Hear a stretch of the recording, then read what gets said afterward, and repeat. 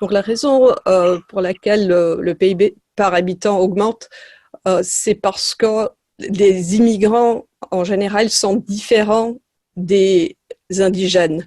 En fait, si ce n'était pas le cas, on aurait simplement une économie plus grande avec les mêmes salaires, les mêmes prix, mais tout serait pareil sauf la taille. Mais de manière générale, les immigrants diffèrent en termes de qualification et de qualité des indigènes. Et donc, cette diversité augmentée du marché du travail permet à chacun, chacune de se spécialiser encore plus en ce qu'il ou elle fait de mieux. Et ceci augmente l'efficacité et donc la productivité du marché du travail, de l'économie, ce qui revient à plus de biens et services par tête et donc de PIB par tête.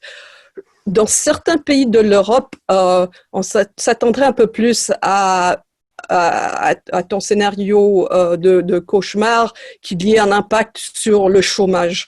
Mais dans d'autres pays, notamment parmi les pays riches, les États-Unis, la Suisse, on n'a pas vraiment un grand problème, sauf vraiment dans de récession sévère de chômage. Ce sont plutôt les salaires qui ont tendance à s'ajuster et non pas le niveau d'emploi. On a fait pour le SECO une étude et ce qu'on a trouvé, c'est que en Suisse, il y a 80% de personnes qui travaillent et on a accueilli dans les 10 dernières années un équivalent de 1% de la population à chaque année. Donc, c'est un flux d'immigration qui est immense. Donc, pendant ce temps, on a essayé de chercher si les régions, on a eu beaucoup d'immigration, où là, le taux d'emploi, tout d'un coup, il baisse de 80%, peut-être à 75 ou à 70%, parce que c'est vraiment une masse de travailleurs qui est venue en Suisse travailler, qui aurait pu juste piquer le job à tout le monde.